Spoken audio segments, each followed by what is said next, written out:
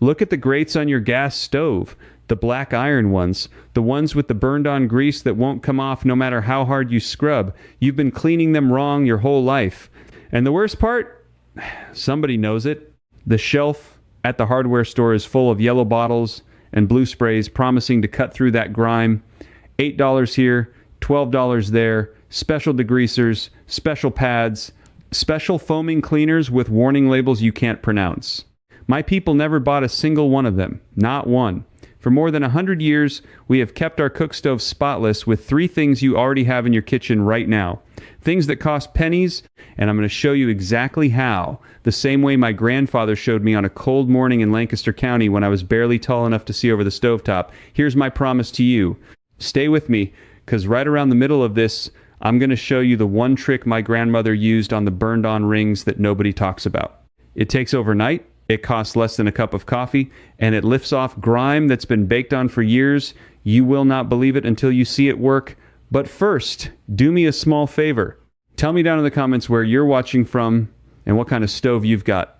Old or new, white or black, gas or the kind we never used. I read these, and I like to know who I'm talking to. Now, let me tell you why the bottle on that shelf was never made for you. It was made for them.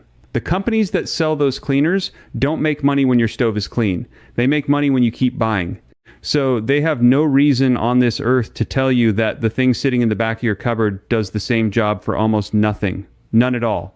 The plain truth is, the outside world was sold a problem it never had, and then sold the cure besides.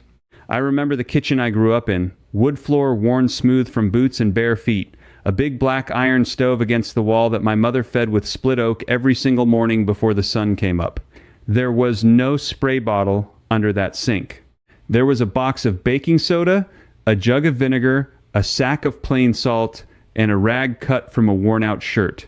That was the whole arsenal, and that stove cooked 3 meals a day for 9 people and stayed clean as the day it was set down. So let me ask you something. How does a family with no store-bought cleaners keep a stove cleaner than yours? The answer is in the grease itself. Here's the thing nobody explains to you.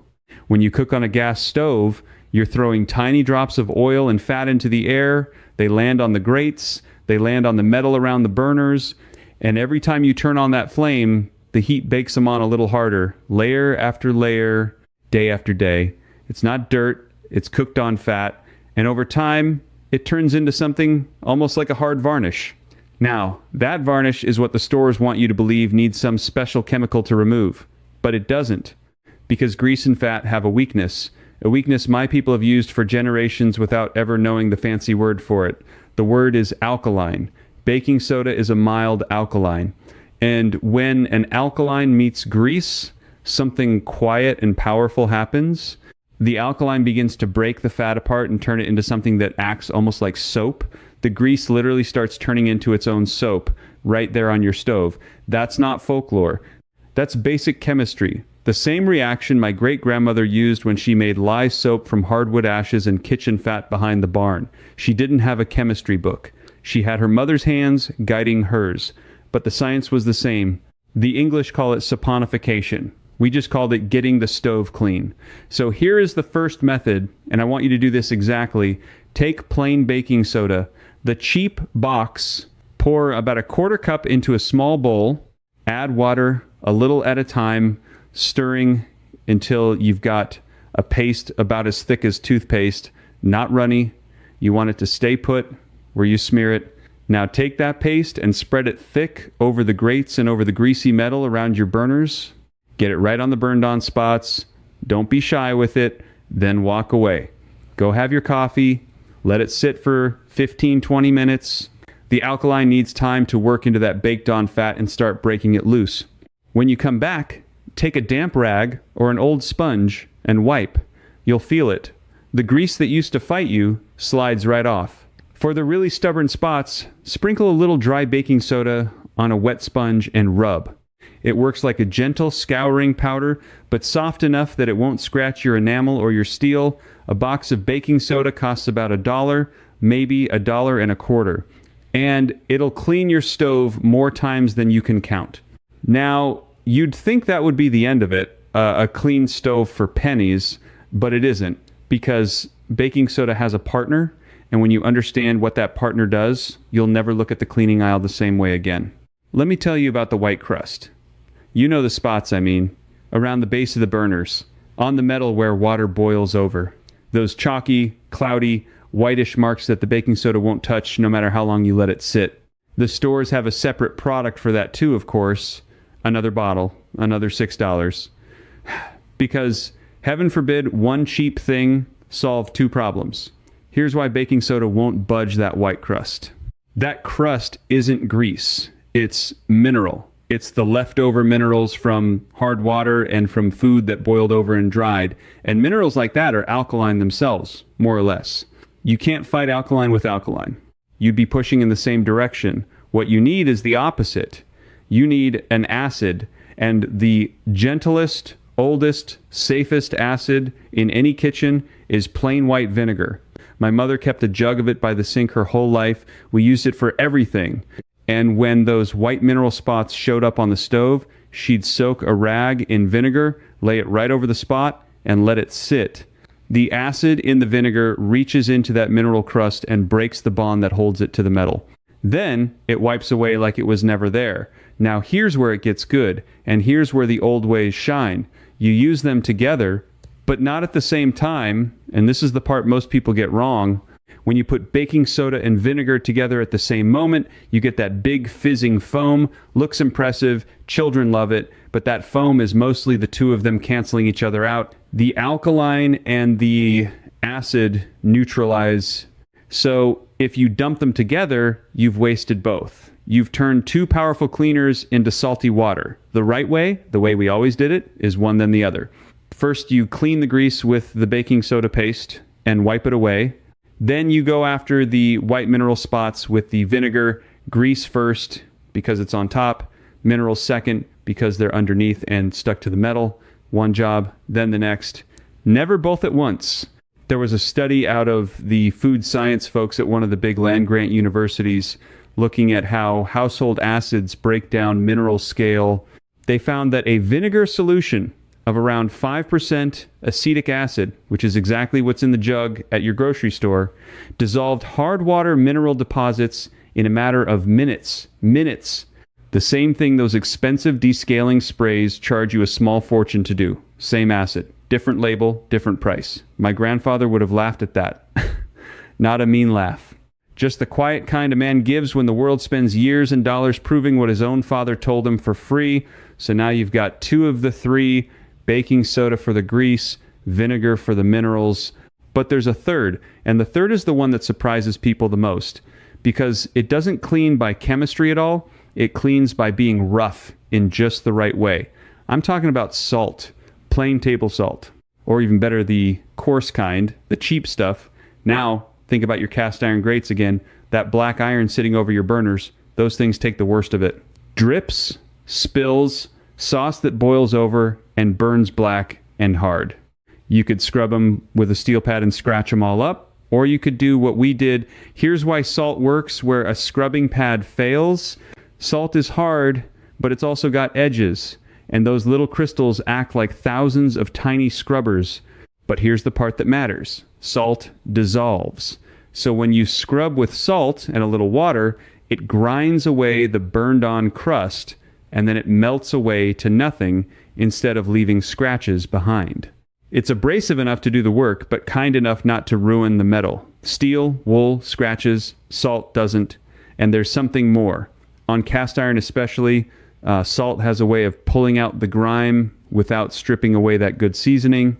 That dark, smooth coating that builds up on well-used iron, you want to keep that. It's what keeps the iron from rusting and keeps your food from sticking. A harsh chemical degreaser strips it right off, and then your grates rust the first humid week of summer. Salt cleans gently and leaves the good seasoning be. Here's how to do it. Take a grate that's got burned-on gunk. Sprinkle a heavy layer of coarse salt right over the dirty spots while the grate is still a little damp. Then cut a potato in half. Yes, a potato. Use the cut side like a scrubbing block. Press it down and scrub the salt around in circles. I know how that sounds. A potato. But there's a reason, and it's a good one. The potato holds a natural compound that helps lift grime, and the cut surface holds the salt against the metal, so it does the scrubbing instead of just scattering everywhere. My grandmother peeled potatoes for supper, and the halves she didn't need went straight to the stove grates, nothing wasted. That was the whole way of life. The good Lord gives you a potato, you get 2 meals worth of use out of it before it ever hits the compost. Scrub with the salt in the potato, rinse with warm water, and dry it well, bone dry. Then a thin wipe of cooking oil on the iron to protect it, and it's ready for the next morning. So there you have 3 baking soda, vinegar, salt, total cost, maybe $3 for enough to last you most of a year. And I'll bet right now you've got all 3 in your house already. You've been walking past your own stove cleaner every single day on your way to buy the expensive kind. And that's the whole quiet truth my people have carried for generations. The plain way works better than anything the shelf ever offered.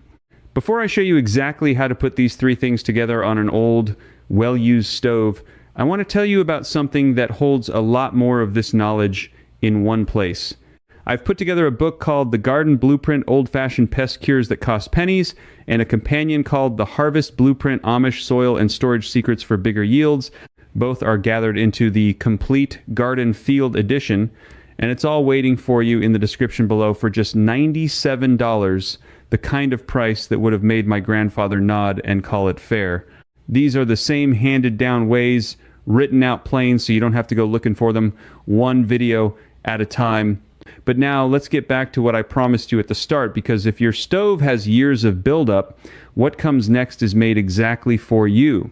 Now, I can already hear some of you're thinking, that's fine for somebody with a brand new stove or a simple setup, but mine's got years of buildup.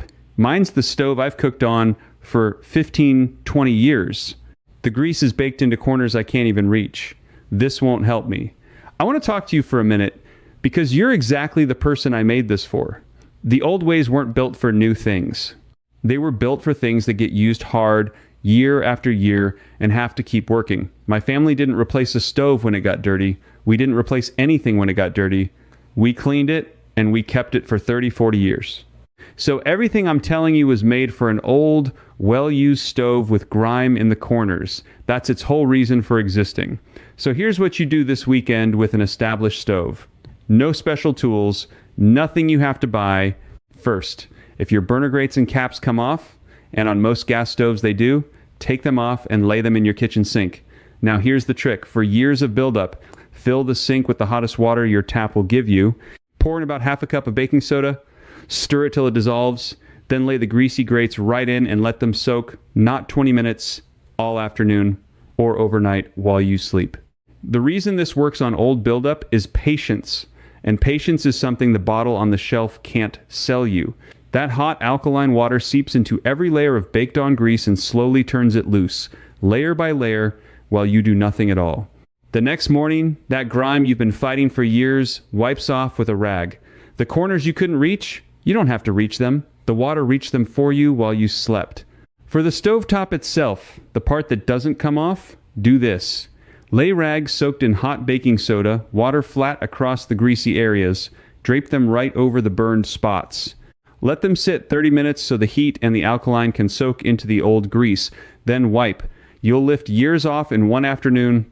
And for those tight gaps around the burners where the gunk hides, where no rag or sponge fits, take an old toothbrush, dip it in baking soda paste. That brush gets into the little seams and corners that a sponge slides right over. My father kept a worn toothbrush in the cleaning drawer for exactly this, long after the bristles were too soft for teeth. Nothing thrown out before its last use was wrung from it. So if you've got an old stove, hear me, you're not behind, you're not stuck. You've just been handed the wrong tools for years by people who profit when you give up and buy more. The plain way works better on the old and the worn than it ever does on the new. That's the whole point of it. Now, I told you at the start I'd show you the trick for the burned-on rings, the overnight one. We're getting close. But before I give it to you, I have to tell you about the mistake almost everybody makes. Because if you don't fix this first, even the best trick in the world won't hold. You're cleaning your stove cold? Most folks wait until the stove looks bad, then they attack it cold and dry, scrubbing with all their strength against grease that's hard as candle wax, and they wear themselves out and get half of it and give up. My mother never did that. She wiped the stove down while it was still just warm. Not hot enough to burn, you mind, but warm. And here's why that's the difference between 5 minutes of work and an hour of it. Warm grease is soft grease. When fat is warm, it's loose and slippery and almost wants to come off. When it's cold, it's hard and locked down tight. So the time to wipe your stove is right after you cook, when the burner's off, but the surface still holds a little heat from supper. A quick wipe with a warm, damp rag then, and the grease never gets the chance to bake on hard in the first place. We had a rule in our house. You don't leave the kitchen at night with a dirty stove. A 2-minute wipe while it's warm meant we never once had to do an hour of scrubbing. The English have a saying close to this, an ounce of prevention. My grandfather just called it not being lazy about small things. The small thing done daily saves you the big job forever. But maybe you're past that point. Maybe the rings are already burned on hard, black and crusted, the kind that have been there so long you've stopped seeing them. That's where my grandmother's overnight trick comes in. And I promised you I'd give it to you in the middle, so here it is. You're going to make a poultice. Now that's an old word. We use poultices for sore joints and for drawing out a splinter, a wet pack laid on something to draw the trouble out and hold it there overnight. And my grandmother used the very same idea on the worst burned-on rings of her stove. Here's how. Mix baking soda with just a little water and a small splash of vinegar, but only enough to make a thick, spreadable paste. Wet, not foamy. You're not trying to start the fizz. You want a paste that stays put. Then take that paste and pack it thick right on top of the burned on ring. Cover the whole crusted spot completely. Now here's the part that makes it work. Lay a damp paper towel or a damp cloth right over the top of the paste. Press it down so it sticks. That covering is the whole secret because it keeps the paste from drying out. A paste that dries out stops working. But a paste kept damp under a wet cloth keeps working all night long. It stays wet, it stays in contact, and it keeps breaking down that grease and that scorched residue hour after hour while you sleep. In the morning, you pull off the cloth, you wipe away the paste, and that black burned-on ring that you'd given up on, the one you figured was permanent, the one you thought meant you needed a new stove, it lifts off with the paste, comes away soft, reveals the metal underneath that you forgot was even there. Cost, a few cents of baking soda, a splash of vinegar, a paper towel, less than a cup of coffee, like I told you, done while you sleep, no scrubbing, no chemicals, no $8 bottle. That overnight poultice is the single thing I get asked about most when I share these ways, and now you have it. Try it this weekend on your worst spot, and come back and tell me in the comments whether it worked. I'd wager it will. But I'm not done. Because there's something underneath all of this that I need you to understand, and it's bigger than any one trick. Think about what we've covered. Grease comes off with a $1 box of baking soda. Mineral crust comes off with a jug of vinegar that costs a couple dollars. Burned-on iron comes clean with salt and a potato you were going to cook anyway. Years of buildup soak off overnight in your own sink with hot water. The worst rings lift away with a poultice while you sleep. Now walk through the cleaning aisle of any big store in your mind. Count the bottles. Count the prices. There's a degreaser. There's a glass top cleaner. There's a stainless steel polish. There's a cooktop cream. There's a scrubbing foam. 5, 6, 7 products, each one $10 or $12, each one promising to do one small piece of what 3 pantry staples do altogether. That's not an accident. That's a business. Here is what I've come to understand, plain as I can say it. There is an entire industry built on keeping you from knowing how simple this is. Because a clean stove isn't where the money is. Repeat, buying is where the money is. They need you to come back next month and the month after. They need you to believe that grease is some modern enemy that requires a modern weapon. And the truth my people have lived by without interruption for over a century is that grease has always come off with alkaline, minerals have always come off with acid, and crust has always come off with salt. That hasn't changed since my great-grandmother's day. It will never change because it's chemistry, and chemistry doesn't care what's printed on the bottle. We were never told to buy these things because we were never asked. We lived apart from all that. And so the knowledge just kept getting handed down, father to son, mother to daughter, while out in the wider world, it got buried under marketing and forgotten. In a single generation, people your age can remember their own grandmothers cleaning with vinegar and soda. And somewhere along the way, the world told everybody that wasn't good enough anymore, that you needed the special stuff.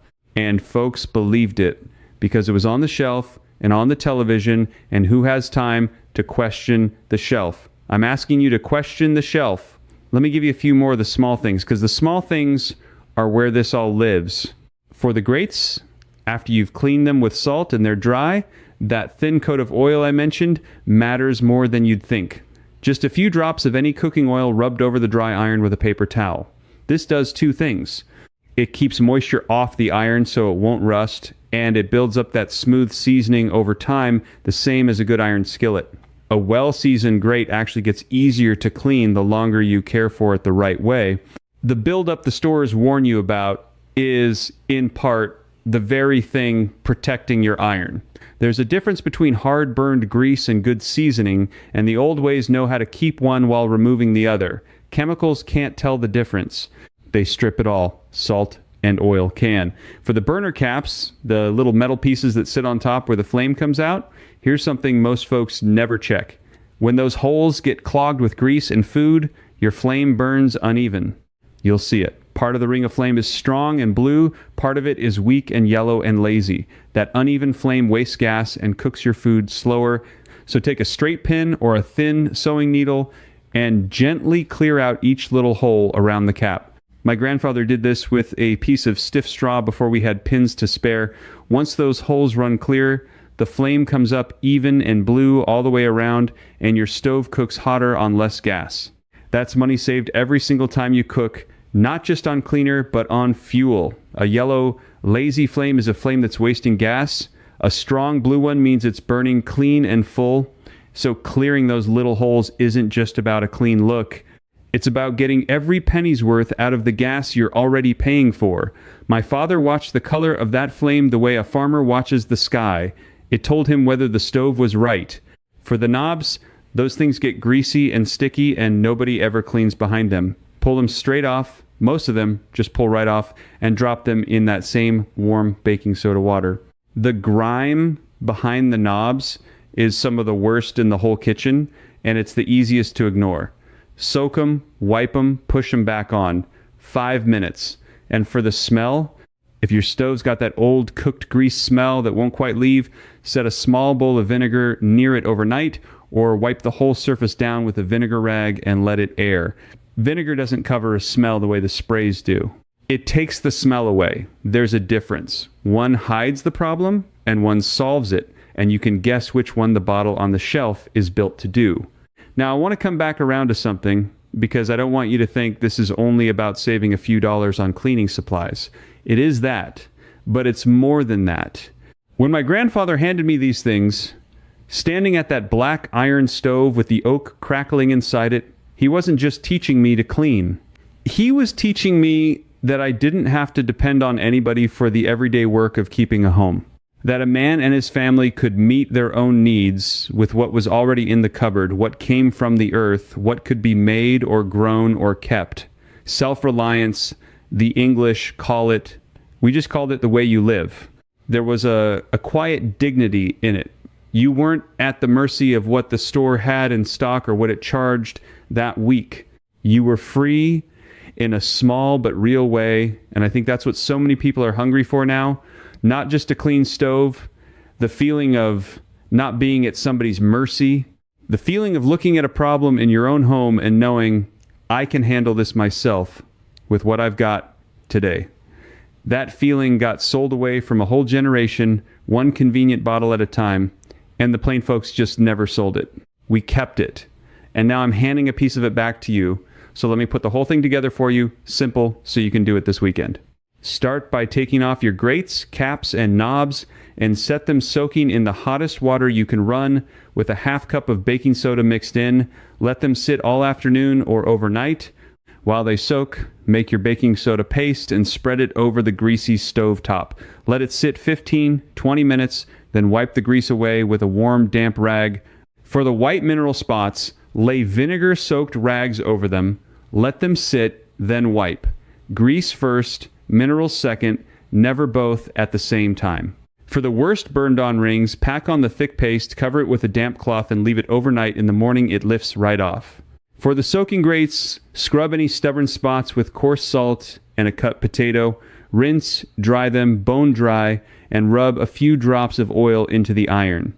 Clear the burner cap holes with a pin so your flame burns even and blue. Wipe the knobs, push them back on, and you're done. Total cost, a few dollars of things you already own. Total time, mostly time the soaking does for you while you rest. And a stove that looks better than the day a man in a store told you it needed something out of a bottle. Do this once and you'll feel it. Do it the warm wipe way every night and you'll almost never have to do the big job again. That's the secret the bottle can never tell you, because a stove that stays clean on its own doesn't sell another thing. Here's the truth I want to leave you with. You didn't lose money on cleaners over the years because you were careless. You lost it because nobody ever told you the simple thing. The knowledge was quietly taken, not by force, but by being crowded off the shelf and out of memory by louder, shinier, costlier things.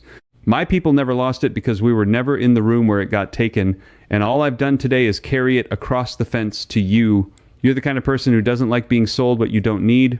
I can tell, because you watched this far. You'd rather use your own hands and your own head and the plain things already in your cupboard than hand your money to somebody who's counting on you not knowing better. That's not being cheap. That's being wise. My grandfather would have called you good stock. So here's what I'm asking. Go back up to the comments and tell me where you're watching from and what kind of stove you've got, old or new, the one we talked about at the start. I read every one, and it helps me know who's out there with me. And if that overnight poultice trick lifts off a ring you thought was permanent, come back and tell me. I want to hear it. If these old ways mean something to you, walk along with me. This isn't a channel so much as a back fence where plain practical knowledge that the world almost forgot gets passed hand to hand the way it always should have been. There's no shame in not having known. There's only the good in knowing now and passing it on to somebody else who's still buying the bottle. Next time, I'm going to show you the one thing my grandmother kept in a small jar by the sink that kept her cast iron from ever rusting, even through the damp Pennsylvania winters, in a house with no heat. But the stove itself, it costs almost nothing. Most folks throw it away, and once you know it, you'll never scrub rust off a pan again. Until then, keep it plain. Keep what's yours. And don't let anybody sell you what your own grandmother already. That overview gets your stove clean, but I held one thing back. My grandmother's overnight method for baked-on grime, the part that lifts off years of buildup, that deeper version waits inside the Amish field circle. In there, you can ask me your own question, and I answer you myself. No machine. You're not alone here. Just point your phone's camera at the code on the screen. Cancel anytime with one click. I'm Eli. Come join me. If this helped you, why not subscribe and stay with me here? I have many more simple, old-fashioned tips like this one ready to make your everyday chores a little easier.